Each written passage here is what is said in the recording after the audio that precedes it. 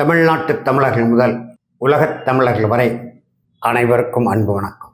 அன்பிற்குரிய தமிழர்களே, இன்றைக்கு நம்முடைய எரிதனல் வலையொலியில் நம்முடைய அன்பு தம்பி ஆற்றல் மறவர் நாம் தமிழர் கட்சியின் தலைமை ஒருங்கிணைப்பாளர் செந்தமிழர் சீமான் அவர்கள் அண்மையிலே தூத்துக்குடி வாகைக்குளம் வானூர்தி நிலையத்தில் வந்து இறங்கினார். அங்கிருந்து திருநெல்வேலியில் தங்கி நாகர்கோவில் செல்கிறார். வானூர்தி நிலையத்தில் இறங்கியவுடனே ஊடகவியல் நண்பர்களை சந்தித்து பேசுகிற பொழுது, இப்பொழுது தமிழ்நாட்டிலே மிகப்பெரிய ஒரு சிக்கலாக இன்றைய காலகட்டத்தில் பேசும் பொருளாக இருப்பது, மீண்டும் இலங்கை கடற்படையினர் சிங்கள காடையர்கள் 23 தமிழர்களை ராமேஸ்வரத்தில் மீனவ தமிழர்களை சிறைபிடித்து சென்று விட்டார்கள். ராமேஸ்வரத்திலே மிகப்பெரிய மக்கள் போராட்டம், பாம்பன் பாலத்தையே அடைத்து சாலை மறியல் புரட்சியை மேற்கொண்டிருக்கின்றனர். உடனே நம்முடைய மாண்புமிகு முதலமைச்சர் மு.க. ஸ்டாலின் அவர்கள் வழக்கம் போல எத்தனாவது 1000 கோரிக்கை மனு என்று நமக்கு தெரியவில்லை, வழக்கம் போல உடனே தலைமை அமைச்சர் நரேந்திர மோடி அவர்கள் இதிலே தலையிட வேண்டும். எதுக்கு தலையிட வேண்டும்? அவர் சொல்லியிருக்க அனுரகுமார திசாநாயக்கா இலங்கை அதிபர் சொல்லியிருக்கிறார், கச்சத்தீவு பகுதியிலே மீன்பிடிக்க வந்தால் கடும் நடவடிக்கை எடுக்கப்படும் என்று அவர் எச்சரிக்கை மணி அடிக்கிறார். நம்முடைய தம்பி செந்தமிழர் சீமான் தூத்துக்குடியிலே அனுரகுமார திசாநாயக்கா கருத்தை வைத்து அவர் ஒரு கருத்தை சொல்லியிருக்கிறார், இலங்கை மீது பொருளாதார தடை விதிக்க வேண்டும். அதாவது எது நடைமுறைக்கு வருகிறதோ அதை நாம பேசணும். இலங்கை மீது போர்க்குற்றத்தின் அடிப்படையிலே, இனப்படுகொலையின் அடிப்படையிலே பொருளாதார தடை விதிக்க வேண்டும் என்று 2011ஆம் ஆண்டே அம்மையார் ஜெயலலிதா அவர்கள் முதலமைச்சராக இருந்தபோது சட்டமன்றத்தில் தீர்மானம் நிறைவேற்றப்பட்டது. அதற்கு பிறகுதான் இன்னும் கூடுதலாக இலங்கை அரசை, அது காங்கிரஸ் அரசாக இருந்தாலும் சரி அல்லது இந்துத்துவ பாசிச பாரதிய ஜனதா கட்சி அரசாக இருந்தாலும் சரி, இன்னும் கூடுதலான வலிமை இலங்கைக்கு சேர்த்து கொண்டிருக்கிறார்கள். தவிர நீங்க பொருளாதார தடை விதிக்க வேண்டும் என்ற தூத்துக்குடி வானூர் நிலையத்தில் சொன்ன உடனே நடக்க போகிறதா? அதை விட இன்னொரு செய்தி நீங்கள் அழுத்தமா சொல்கிறேன், நாங்கள் ஆட்சிக்கு வந்தால் கருணாநிதி சிலைகளை எல்லாம் உடைத்து எரிந்து விட வேண்டும். எதற்கு கருணாநிதி சிலைகளை உடைக்க வேண்டும்? அங்கே தெலுங்கானாவிலே சந்திரசேகர் ராவ் சிலை உடைத்து விட்டார்கள், அவர் சிலை உடைத்து விட்டார்கள், இவர் சிலை உடைத்து விட்டார்கள், சோவியத் ரஷ்யாவிலே லெனின் சிலையை உடைத்து விட்டார்கள், பங்களாதேஷிலே முஜிபுர் ரஹ்மான் சிலையை உடைத்து விட்டார்கள். என்ன தம்பி பேச்சு இதல்ல? கருணாநிதியின் சிலைகளை நீங்கள் உடைக்க வேண்டிய தேவை என்ன வந்தது?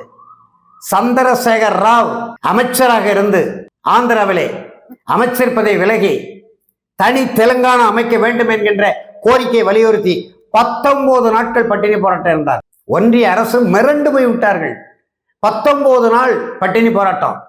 பொட்டி ஸ்ரீராமுலு ஆந்திர மாநிலம் தெலுங்கர்களுக்கு அமைக்க வேண்டும் என்று 54 நாட்கள் பட்டினி போராட்டம் உயிர் துறந்தாரே, அதுபோல் அந்த பொட்டி ஸ்ரீராமுலு உயிர் துறப்பும் பட்டினி போராட்டமும் தான் ஆந்திர மக்களை கொதித்தல வைத்தது. மிகப்பெரிய வன்முறை களம், புரட்சி நடந்தது. விடுதலை பெற்ற இந்தியாவில் நேரு பிரதமர், பொட்டி ஸ்ரீராமுலு என்பவருடைய அந்த மரணம் ஆந்திர மக்களுக்கு, தெலுங்கு மக்களுக்கு ஆந்திர பிரதேசம் என்ற ஒரு மாநிலத்தை பெற்று தந்தது. சென்னை மாகாணத்திலிருந்து, அந்த ஆந்திர பிரதேசத்திலிருந்து தெலுங்கானாவை பிரிக்க வேண்டும் என்பது நீண்டகால கோரிக்கை. சந்திரசேகர் ராவ் அதை செய்து வைத்தார். ஆட்சிக்கு வந்த 4 ஆண்டுகளுக்குள் 1 லட்சம் கோடி திட்ட மதிப்பீடு செய்து காளேஸ்வரன் அணை திட்டம் என்று ஏறக்குறைய 40 லட்சம் குறுக்கம் நஞ்சை நிலங்களுக்கு நீர்ப்பாசன வசதியை செய்து கொள்ளக்கூடிய அந்த காளேஸ்வர அணை திட்டத்தை மிகப்பெரிய சோதனையாக சந்திரசேகர் ராவ் அவர்கள் நிகழ்த்தினார்கள். ஆனா நீங்க சிலையை உடைக்கணுங்கிறீங்க. சிலையை உடைக்கணும் என்பது ஒரு பக்கம் இருக்கட்டும், கருணாநிதியின் சிலையை உடைப்பதை காட்டிலும் கருணாநிதியின் வரலாற்று பிழைகளை உடைப்பதற்கு நீங்கள் புரட்சி செய்தால் சிலைகள் தானாக அகலும். நீங்க அகற்ற வேண்டாம், நீங்க உடைக்க வேண்டாம், அது தானாக உடையும். 1987ஆம் ஆண்டு அண்ணா சாலையில் இருந்த கலைஞர் கருணாநிதியின் சிலை உடைக்கப்பட்டது உங்களுக்கு தெரியுமா தம்பி? அப்ப நீங்க அநேகமா பள்ளிக்கூடத்தில் படிச்சுக்கிட்டு இருப்பீங்கன்னு நினைக்கிறேன். மக்கள் திலகம் மாக்கோரா இறந்த அன்றைக்கு அண்ணா சாலையில திராவிடர் கழகம் நிறுவிய மணியம்மை திறந்த கருணாநிதியின் சிலையை மக்கள் உடைத்து நொறுக்கினார்கள். நீங்க என்ன புதுசா உடைக்க போறீங்க? மாறாக கருணாநிதியின் வரலாற்று பிழைகளை உடைக்க வேண்டும். பொருளாதார தடை விதிக்கணும்னு சொல்றீங்க, நடைமுறை வாய்ப்பா? நேற்று மக்கள் போராடி இருக்கிறாங்க. நாம் தமிழர் கட்சி நிலைப்பாடு என்ன கேட்டா, நீங்க தான் போராடணும், நீங்க தான் ஆட்சிக்கு வரணும்னு சொல்றோம். இந்நேரம் புரட்சியை மேற்கொண்டிருக்க வேண்டாமா? எதுக்கு அரங்க கூட்டம்? எதுக்கு தொகுதி சீரமைப்பு? எதுவுமே நடக்காது தம்பி. எனக்கு தெரியும். நீங்க கேட்டா கேளுங்க, கேட்காட்ட போங்க. ராமேஸ்வரத்துல புரட்சியை மேற்கொண்டிருக்கணும். அனைத்து சுற்றுப்பயண தரத்து அந்த மக்கள் மத்தியில போய் நிக்கணும் இல்லையா? எதுக்கும் போராடுவதில்லை. ஊடகத்தை மட்டும் வச்சு வச்சு வச்சு பேசிடுறீங்க. என்ன நடக்க போகுது? அன்பு உரிமையோடு கேட்டுக்கொள்கிறேன் தம்பி. 1974 உச்ச நீதிமன்ற தீர்ப்பு இருக்கு, கச்சத்தீவு நமக்கு தான் என்று.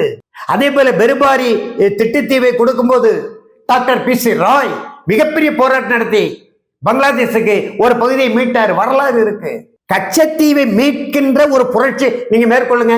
காளியம்மாவை தலைமையை போடுங்க. கச்சத்தீவு மீட்பு போராட்ட குழு நாம் தமிழர் கட்சி அமைக்கிறது. அந்த குழுவின் தலைவர் காளியம்மாள். தமிழ் தேசியம் பேசக்கூடிய தமிழ் தேசிய இயக்கங்கள், பேரவைகள், அமைப்புகள், தமிழர் கட்சிகள் அனைவரும் இதில் பங்கெடுக்கலாம். ஒரு அறிவிப்பு கொடுங்க. ஓராண்டு வேலை திட்டம், கச்சத்தீவு மீட்காமல் ஓய்வதில்லை என்று ஒரு அறிவிப்பை கொடுங்க. கருணாநிதி வரலாற்று பிழை நாம் அதில் உடைக்கலாம். காவிரி உரிமை நம்முடைய நீர்வளத்துறை அமைச்சர், தமிழ்நாட்டின் மூத்த அரசியல் தலைவர், நம்முடைய அண்ணன் சேட்டை துறைமுருகன். இல்ல மன்னிக்க வேண்டும், இது வேற துறைமுக. உங்ககிட்ட ஒரு சேட்டை இருக்கு, இவரும் இங்க திமுக சேட்டை தான். சேட்டை துறைமுருகன் என்று சொன்னால் ஒன்றும் பிழை இல்லை. துறைமுருகன் சொல்லுகிறார் கொள்ளுப்பேரன் காலத்து வரைக்கும் நீடிக்கும் என்று. காவிரி சிக்கல், அந்த காவிரி உரிமையை மீட்பதில், உரிமையை காப்பதில் கருணாநிதியின் வரலாற்று பிழை உடைக்க முயற்சி சொல்லுங்க. ஒரு போராட்டம் நடத்தினீங்க, மிகப்பெரிய எழுச்சியா தான் இருந்தது. அது என்ன விளையாட்டு போட்டி? மட்டைப்பந்து விளையாட்டு போட்டி எதிர்த்து புரட்சி போல நடந்தது. நான் கூட புரட்சி வந்துடும் நினைச்சேன். அப்புறம் போராட்ட முடிவில் அப்படியே சரிக்கு விழுந்துட்டீங்க. கேட்டா நாங்கள் மட்டுமா போராடணும்? எல்லோரும் சேர்ந்து தானே போராடணும். இடுமாவனம் கார்த்திகே குண்டர் சிறந்த அடைச்சிட்டாங்க. உடனே நீங்க அதுல இருந்து அடிபறந்து விட்டுட்டீங்க. எப்படி நாசகார ஸ்டெர்லைட்டுக்காரான மக்கள் புரட்சிக்கும் எங்களுக்கும் தொடர்பில்லை என்று அருணா ஜெகதீசன் ஆணையத்தில் அறிக்கை போட்டீர்களோ, அதுபோல காவிரியை நாங்கள் மட்டுமா போராடினோம் நீங்கள் அறிவித்தீர்கள். புரட்சிகர இளைஞர்கள் விளையாட்டு அரங்கத்துக்குள்ளே நுழைந்தார்கள். புலிக்கொடியை தூக்கி காட்டினாங்க. வேற எதைகளுமோ விளையாட்டு வீரர்கள் மீது வீசினாங்க. ஒரு எழுச்சி மாதிரி நடந்தது. பிறகு பின் வாங்கிட்டீங்க. தமிழ்நாட்டில் ஒரு ஜனநாயக புரட்சி, தமிழ் மொழிக்காக, இனத்திற்காக, நில உரிமைகளுக்காக, அது கச்சத்தீவாக இருக்கலாம், காவிரி சிக்கலாக இருக்கலாம், பாலாறாக இருக்கலாம், முல்லை பெரியாராக இருக்கலாம், நெய்யார் பாசன வசதியாக இருக்கலாம், தமிழ் வழக்காடு மொழியாக இருக்கலாம், கடல் வளத்தை பாதுகாக்கிறதா இருக்கலாம், பரந்தூர் வானூர்தி நிலையமா இருக்கலாம், 8 வழி சாலையாக இருக்கலாம், சுங்கச்சாவடிகளா இருக்கலாம், உயர்நீதிமன்றத்துல தமிழ்நாட்டு காவல்துறைக்கு இழந்த உரிமையாக இருக்கலாம். இப்படி நம்முடைய ஒட்டுமொத்த தமிழ் தேசிய கண்ணோட்டத்துல தமிழ்நாடு 1956 மொழிவழி மாநிலமா பிரிகின்ற பொழுது நமக்கு இருந்த பல உரிமைகளை இன்னைக்கு இழந்து நிற்கிறோம். அந்த உரிமைகள் இழப்புக்கு திராவிடம் காரணமாக இருக்கிறது, கருணாநிதி காரணமாக இருக்கிறது. எனவே இந்த திராவிட வரலாற்று பிழையை, கருணாநிதியின் வரலாற்று பிழைகளை உடைப்பதற்கு புரட்சி செய்யுங்க. மற்ற சிலைகள் சட்ட சட்ட சடவென்று தானாக சரி, அதுக்கே நீங்க உடைக்கணுங்கிறீங்க. நீங்க வானூர்தி நிலையத்தில் கருணாநிதி சிலையை நான் வந்தா உடைச்சிருவேன்னு சொன்னா உடைக்க முடியுமா? கருணாநிதியின் சமாதியை உடைக்க முடியுமா? மக்கள் தலைவர் மாக்கோர சமாதியை உடைக்க முடியுமா? அம்மையார் ஜெயலலிதா சமாதியை உடைக்க முடியுமா? அறிஞர் அண்ணா சமாதியை உடைக்க முடியுமா? சட்டம் இடம் தருமா? ஒன்றிய அரசு பார்த்து கொண்டிருக்குமா? எனவே எது நடைமுறைக்கு வருகிறதோ அதை சொல்லுங்க. உங்களை அழைத்து மாநாடு போட்ட 2022ஆம் ஆண்டு ஜூலை மாதம் ஒரு அருமையான தலைப்பு போட்ட நம்முடைய தமிழ் தேசிய எதிர்முகாமையில் இருக்கக்கூடிய திராவிட தலைவர்கள் கூட என்கிட்டே சொன்னாங்க, நீண்ட இடைவேளைக்கு பிறகு கொள்கை சார்ந்த ஒரு தலைப்புல நம்முடைய நெல்லை மாநகரத்துல ஒரு மாநாடு போட்டு வெற்றிகரமா நடத்தியிருக்கிறேன் என்று திராவிட அமைப்பை சேர்ந்தவர்கள் வரவேற்றார்கள், பாராட்டினார்கள். நீங்க அடுத்த கட்ட நகருக்கு என்ன பண்ணீங்க? தீர்மானம் போட்டோம், தமிழ்நாட்டிற்கு தன்னுரிமை வேண்டும், குறிப்பிட்ட 4 அதிகாரங்கள் மட்டும்தான் ஒன்றிய அரசுக்கு. இது நாங்க புதிதாக கண்டுபிடிக்கப்பட்ட கொள்கை திட்டம் அல்ல. விடுதலை போராட்ட காலகட்டத்தில் காங்கிரஸ் பேர் இயக்கம் மக்களிடத்தில் பரப்பிய கொள்கை திட்டம். ஒன்றிய அரசுக்கு நாட்டை பாதுகாக்கிற அதிகாரம், நாணயம் அச்சிடுகிற அதிகாரம், அயல் நாட்டு அரசியல் உறவு, உள்நாட்டு போக்குவரத்து, இந்தியா முழுமைக்குமான அனைத்து வகையான செய்தி மற்றும் போக்குவரத்து, இப்படி குறிப்பிட்ட சில அதிகாரங்கள் மட்டும் ஒன்றிய அரசுக்கு மாநிலங்கள் தருகிறோம், நீங்கள் பயன்படுத்திக் கொள்ளுங்க. அங்கிருந்து ஆணை போடுகிற வேலை வேண்டாம். மொழிவழி தேசிய இனங்களுக்கு தன்னுரிமை இருக்க வேண்டும், சுயநிர்ணய உரிமை இருக்க வேண்டும். வெட்டிக்கொள்ளும் உரிமையுடன் ஒட்டிக்கொள்வோம். கணவன் மனைவிக்கு எப்படி விவகாரத்து உரிமை இருக்கிறதோ அதுபோல் மொழிவழி தேசிய இனங்களுக்கு இருக்க வேண்டும். தமிழ்நாடு இந்தியாவோடு இருந்தால் என்னென்ன நன்மைகள் எங்களுக்கு கிடைக்காதோ அந்த நன்மைகள், உரிமைகள் இந்தியாவோடு ஒருங்கிணைந்து இருக்கிற பொழுது எங்களுக்கு கிடைக்க வேண்டும். இல்லை இல்லை, நீங்கள் ஒட்டி கொண்டுதான் இருக்க வேண்டும். உங்களுடைய உரிமைகளை நாங்கள் கொஞ்சம் கொஞ்சமா வெட்டி எடுத்து சொல்வோம் என்றால் உங்களுக்கும் எங்களுக்கும் என்ன உறவு? இந்த கொள்கையின் அடிப்படையில, கோட்பாட்டின் அடிப்படையில, லட்சியத்தின் அடிப்படையிலே நான் போராட்டங்களை மக்கள் மத்தியில கொண்டு சென்று கட்சிக்காரர்களை அறவழியிலே போராட வைத்து மக்களை ஜனநாயக பாதைக்கு இழுத்து ஒரு மிகப்பெரிய எழுச்சி. எப்படி நான் பலமுறை சொல்லியிருக்கிறேன், காங்கிரஸ் ஆட்சியை 20 ஆண்டு கால காங்கிரஸ் ஆட்சியை 1965 மாணவர்கள் இளைஞர்கள் நடத்திய, தமிழ் அறிஞர்களும் சான்றோர்களும் வழிகாட்டிய அந்த மொழி புரட்சி தான் அப்புறப்படுத்தியது. 1976 ஜனவரி 31 ஆட்சி கலைக்கப்பட்ட திமுக ஆட்சி. 77 பொது தேர்தல் திராவிட முன்னேற்ற கழகம் ஆட்சிக்கு வர முடியல. ஏனென்று சொன்னால் 67 75 வரை ஸ்தாபன காங்கிரஸ் தலைவராக இருந்த நம்முடைய பச்சை தமிழர் பெருந்தலைவர் காமராஜர் திமுக ஆட்சியின் மீது வைத்த குற்றச்சாட்டு எங்கும் ஊழல், எதிலும் லஞ்சம். ஆனா மக்கள் ஏற்கல. காங்கிரஸ் கட்சியின் தலைவராக சொல்கிறார், 184 சட்டப்பேரவை உறுப்பினர்கள் கொண்ட வலிமையான திமுக வீழ்த்த முடியாது என்று ஆருடம் கணித்தார்கள். ஆனா 72 மக்கள் தலைவர் மாக்கோரா திராவிட முன்னேற்ற கழகத்தில் விலகினார். பெருந்தலைவர் காமராஜர் எந்த குற்றச்சாட்டை மக்களிடத்தில் விதைத்து வைத்திருந்தாரோ அதே குற்றச்சாட்டை கையில் எடுத்தாரு. அன்றைக்கு சாராய கடை, கள்ளுக்கடை இருந்தது.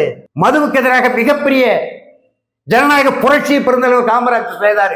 1974 50,000 பேர் சிறைக்கு சென்று இந்த லஞ்ச லாவணி ஊழலுக்கு எதிராக மக்கள் தலைவர் மாக்கோரா மிகப்பெரிய ஜனநாயக புரட்சி நிகழ்த்தியதின் விளைவு. மேலும் அவருக்கு இருந்த மக்கள் செல்வாக்கு, திராவிட முன்னேற்ற கழகத்தில் அவர் எடுத்துக்கொண்ட படிப்பினை, பயிற்சி, அனுபவம் எல்லாம் சேர்ந்து கை கொடுத்தது. இந்திய கம்யூனிஸ்ட் கட்சியின் முதுபெரும் தலைவராக இருந்த ஐயா கல்யாண சுந்தரம் எம்ஜிஆர் அவர்களுக்கு பக்க வலிமை சேர்த்தார்.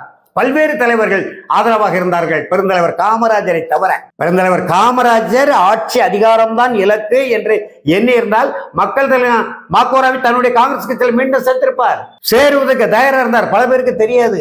பெருந்தலைவர் காமராஜர் இடத்துல கேட்டாங்க, மக்கள் தலைவர் எம்ஜிஆர் மீண்டும் உங்கள் கட்சிக்கு வந்தால், காங்கிரஸ் கட்சி வந்தால் சேர்த்துக் கொள்வீர்களா என்று. கவர்ச்சி அரசியலை நான் விரும்பவில்லை, ஒரே குட்டையில் உரிய மட்டைகள் ஒரே சொல்ல. ஆனாலும் மக்கள் தலைவர் எம்ஜிஆர் அவர்கள், மாக்கோரா அவர்கள் லஞ்ச லாவண்ய ஊழலுக்கு எதிராக, திமுக அரசுக்கு எதிராக, கருணாநிதி அரசுக்கு எதிராக அவர் ஒரு ஜனநாயக புரட்சி நடத்தினார். கள்ளுக்கடை, சாராயக்கடை மூட கோரி மதுவிலக்கு கொள்கையை நடைமுறைப்படுத்தக்கூடிய 74 மிகப்பெரிய ஜனநாயக புரட்சியை பெருந்தலைவர் காமராஜர் முன்னெடுத்தார். 77 கருணாநிதி மீண்டும் வர முடியவில்லை, எம்ஜிஆர் வந்து விட்டார். பெருந்தலைவர் காமராஜர் இல்லை. பெருந்தலைவர் காமராஜர் 1977 உயிரோடு இருந்திருந்தால் அரசியல் நிலைகள் மாறி இருக்கக்கூடும். அது போன்ற ஒரு புரட்சியை, எழுச்சியை மீண்டும் தமிழகத்தில் நிகழ்த்தாமல் செந்தமிழர் சீமான் அவர்களே, அன்பு தம்பி அவர்களே, ஆற்றல் மறவர் அவர்களே, நீங்கள் நெஞ்சி வெடிக்க கத்தி எந்த பயனும் விளைய போவதில்லை. உங்களுக்கு குறுக்கை விஜய் என்கின்ற அந்த கூத்தாடி ஓடி வந்து கொண்டிருக்கிறார். அவரை ஊக்கப்படுத்தாதீர்கள், ஆக்கப்படுத்தாதீர்கள்.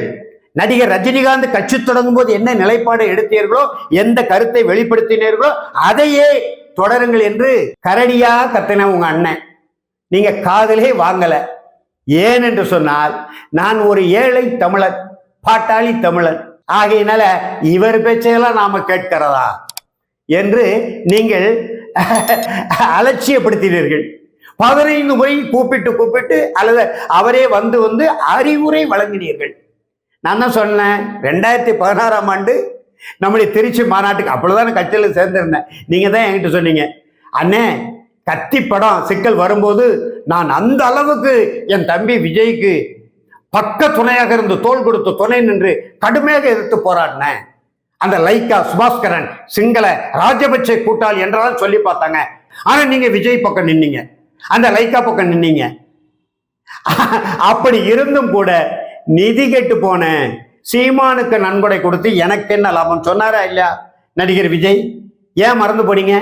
உங்களுக்கு தெரியுமா தம்பி, உங்ககிட்ட 15 முறை சந்தித்து பேசுகிற பொழுது அரசியல் பிரமுகராகவும் அதே நேரத்தில் திரைப்படத்துறையிலே உங்களோடு தொடர்புடையவராகவும் உள்ள ஒரு பெரியவர், ரகசிய செய்தி எனக்கு தான் தெரியும், உங்களுக்கு தெரியாது, உங்களால் கண்டுபிடிக்க முடியாது. உங்களுக்கு இந்த சேட்டைத்தனமா கொடுக்குற செய்தியை வச்சுக்கிட்டு நீங்க விளையாண்டுகிட்டு இருக்கிறீங்க தமிழ்நாட்டு அரசியல்ல. அந்த பெரியவர்கிட்ட விஜய் சொன்ன செய்தி என்ன தம்பி, நீங்களும் சீமானும் கூட்டணி சேர போகிறீர்களா?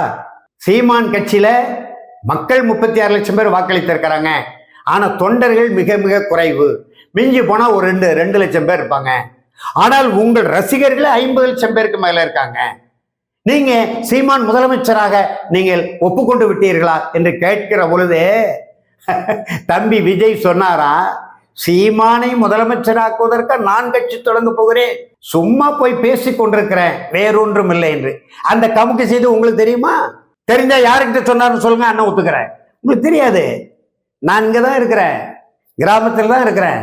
சென்னையில் என்ன நடக்கிறது, அரசியல் வட்டாரத்தில் என்ன நடக்கிறது என்று எனக்கு ஒவ்வொரு நொடி பொழுதும் வரும்.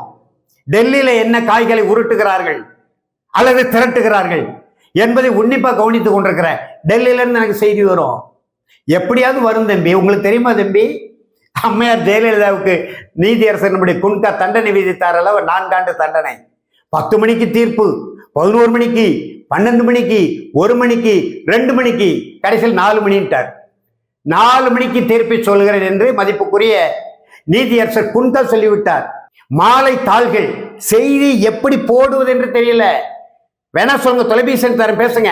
அண்ணன் சொன்ன உண்மையா இல்லையான்னு. 1:30 மணிக்கு சொன்ன தம்பி, அம்மையார் ஜெயலலிதாவுக்கு 4 ஆண்டுகள் சிறை தண்டனை உறுதி, தண்ட தொகை உண்டு, அந்த தொகை மட்டும் எனக்கு தெரியாது. 4 ஆண்டுகள் சிறை தண்டனை. உங்களுக்கு ஏதாவது ஐயம் இருந்தால் 8 கால செய்தியில் போடுங்க, ஜெயலலிதாவுக்கு 4 ஆண்டுகள் சிறை தண்டனை யா போட்டு வினா குறி போடுங்க என்று சொன்னேன். 3 மாலை தாள்களையும் என் செய்தி வந்தது. அப்படி செய்திகளை எடுக்கக்கூடிய தம்பி, கொஞ்சம் அருகுண்டு என்னை பார்க்க வேண்டாம், சந்திக்க வேண்டாம், அழைத்து பேச வேண்டாம். அதை நான் விரும்பவும் இல்லை. ஆனால் நான் இந்த ஊடகத்தின் வாயிலாக உங்களுக்கு சொல்லக்கூடிய செய்திகளுக்கு கொஞ்சம் செவி கொடுத்து கேளுங்க. உங்களை சுற்றி நல்லவர்கள் இல்லை, வல்லவர்களும் இல்லை, அரசியல் அனுபவம் உள்ளவர்களும் இல்லை. காசு பார்க்கிற, சுகமாக வாழ்வதற்கு வழி தேடுகிற தமிழ் தேசியத்தில் இப்ப பிழைப்பவதிகள் நிறைய பேர் வந்துட்டாங்கல்ல.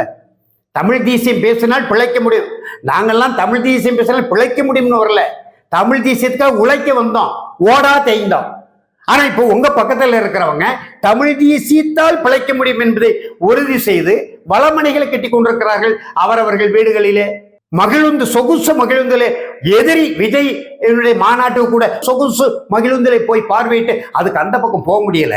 நான் மாநாட்டுக்காக போகல, நான் திருச்சியை நோக்கி போனேன். ஆனா மாநாட்டில் 15 லட்சம் பேர் குழுமி எங்களை எல்லாம் போக விடாம தடுத்துட்டாங்க. எனவே நான் திரும்பிட்டு போனது மாநாட்டிற்கு காணொலி போடுவதற்காக.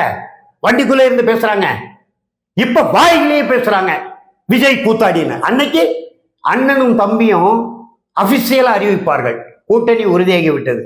சொன்ன கொள்கை பரப்பு செயலாளர்கள் இப்ப வாய்களையே பேசுறாங்க. ஏன்னா நாடகம் அம்பலப்பட்டு போய்விட்டது. எனவே அன்பு தம்பி செந்தமிழன் சீமான் அவர்களே, ஏதாவது ஒரு வேலை திட்டத்தை கட்சிக்காரன் கொடுங்க. நீங்க தொகுதியை ஒவ்வொரு வட்டத்தையும் ஒரு தொகுதியா போட சொல்லி நீங்க சொல்லுவதாக தம்பிமார்கள் யாருக்கு சொல்றாங்க. என்னென்ன நடைமுறைக்கு ஒவ்வாததெல்லாம் அண்ணன் சொல்றாரு. எவர் கொடுத்த வேலை திட்டம்னு இது உருப்படுமா? தூத்துக்குடியில நீங்க பேசியிருக்கிறீங்க, எனக்கு செய்தி வருது. இன்றைக்கு நாகர்கோவிலில் பேசிட்டு இருக்கீங்க, எனக்கு செய்தி வருது. எல்லா தம்பிகளும் என்னோட தொடர்புல இருக்காங்க. முரண்பாடான செய்திகள் எல்லாம் என்கிட்ட விளக்கம் கேட்கறாங்க. ஏன்னா நீ உங்களுக்கு தான் தெரியும் சொல்லுங்கன்னு. எனவே பொருளாதார தடை விதிக்க வேண்டும் என்பது எடுபடாத பேச்சு. கருணாநிதி சிலைகளை இந்த நிலம் என் கையில் சிக்கும், முதல்ல சிக்கட்டும், அப்புறம் பேசிக்கிறோம். சிக்கினால் கருணாநிதி சிலைகளை உடைத்தேற வேண்டும், அதெல்லாம் நடைமுறை வாய்ப்பு இல்லை. கருணாநிதியின் பிழைகளை உடைக்க வேண்டும், தமிழ் தேசிய கொள்கையின்பால் நிற்க வேண்டும், தமிழ்நாட்டு உரிமைகளுக்காக போராட வேண்டும், தமிழ்நாட்டு உரிமைகள் போராடி வெல்வதற்கான ஒரு ஜனநாயக புரட்சி செய்ய வேண்டும். அதற்கு பிறகுதான் ஆட்சி.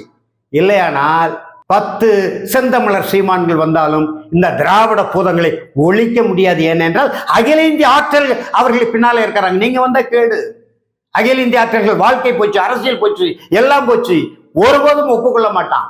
அதுக்காகத்தான் கமலஹாசனை களத்தில் இறக்கிறது, விஜய் இப்ப இறக்கி இருக்கிறது. இடையில ரஜினிகாந்தை இறக்க பார்த்தார்கள். ஏதோ ஒரு மனமாற்றம் வந்து அவங்க குடும்பத்தினர் என்னென்றால் ஏற்கனவே தேடி வைத்திருக்கிற, இங்கேயும் கர்நாடகத்தில் கொண்டு குவித்து வைத்திருக்கிற அந்த சொத்துக்களுக்கெல்லாம் பங்கு வந்துவிடும் என்று அச்சுறுத்தல் செய்ததன் விளைவாக அவர் அந்த அரசியல் களத்திலிருந்து இல்லை என்று விலகிவிட்டார். ஆனால் விஜய் அப்படி அல்ல. நீங்கள் வந்துவிடக்கூடாது என்பதற்காக உங்களிடமிருந்தே ஆயுதங்களை பறித்து கொண்டு உங்களுக்கு எதிராக நிற்கிறார். எனவே கச்சத்தீவை மீட்பதற்கு ஒரு வேலை திட்டம் வகுதுங்க. ஓராண்டு காலம் எடுத்துக்கொள்ளலாம். அதே மாதிரி ஆட்சி மொழி, பயிற்சி மொழி, நீதிமொழி, நிர்வாக மொழி, நம்முடைய அன்னை தமிழை அரியணை ஏற்றுகிற வேலை திட்டத்தை கையில் எடுங்க. காவிரி உரிமைக்கு நிரந்தர தீர்வு, நிலையான தீர்வு. ஓராண்டுக்குள் புரட்சியை முன்னெடுங்க.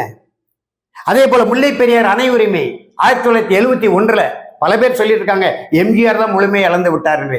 எம்ஜிஆர் எந்த உரிமையும் இழக்கல. முல்லை பெரியார்ல நீர்மட்டத்தை குறைக்கின்ற உடன்படிக்கையில தான் கையெழுத்து போட்டார். 152 அடி என்பதை 136 அடிக்கு குறைச்சார். ஆனா அதற்கு முன்பு இருந்த உரிமைகளை எல்லாம் ஐயா நல்லக்கண்ண போய் கேளுங்க. நூற்றாண்டு விழா கொண்டாடக்கூடிய நாயகராக இன்றைக்கு நம்மோடு வாழ்ந்து கொண்டிருக்கக்கூடிய எங்க ஊருக்காரர் தான், எங்க குடும்பத்துக்கு மிக நெருக்கமான தொடர்புடையவர் தான். உங்களுக்கு நல்லக்கண்ணை அரசியல் தலைவர், தியாகி என்றுதான் உங்களுக்கு தெரியும்.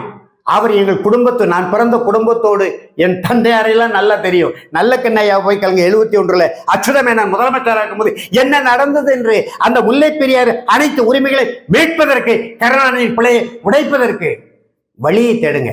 ஆக்க நிறைவான பணிகளை செய்வதற்கு, மக்களை அணிதிரட்டுவதற்கு, சட்டப்படியான ஜனநாயகப்படியான வன்முறைக்கு துளியும் இடம் இல்லாத ஒரு ஜனநாயக புரட்சியை முன்னெடுப்பதற்கு லட்சக்கணக்கான மக்களை அணிதிரட்டி குறைந்தது 1 லட்சம் பேர் சிறைக்கு போகணும். உயிர் இயக்கம் செய்ய வேண்டியது வரும். சேதாரம் இல்லாமல் நகை செய்ய முடியாது. சிலரேனும் முடியாமல் பகை வெல்ல முடியாது. முதல் தமிழனா நான் வர்றேன், தலைவனா இல்ல, முதல் தமிழனா உயிர் பிள்ளையாக நான் வருகிறேன். ஆக்க நிறைவான, நடைமுறைக்கு வாய்ப்பு உள்ள, ஜனநாயக அடிப்படையிலான, சட்டத்துக்குட்பட்டு அப்படிதான் செய்ய முடியும். சட்டத்தை மீறி செய்ய முடியாது. சட்டத்துக்குட்பட்ட ஒரு மிகப்பெரிய ஜனநாயக மக்கள் புரட்சியை முன்னெடுங்கள். அதற்கான வழிகளை தேடுங்கள். வேறு நீங்கள் நெஞ்சு வெடிக்க அன்றாட ஊடகத்தை சந்தித்து சொல்லுகிற செய்திகள்லாம் நகைச்சுவை நடிகரின் கதை வசனம் போல் ஆகிவிடும் என்பதனாலே அருள் கூர்ந்து வழியை மாற்றுங்கள்.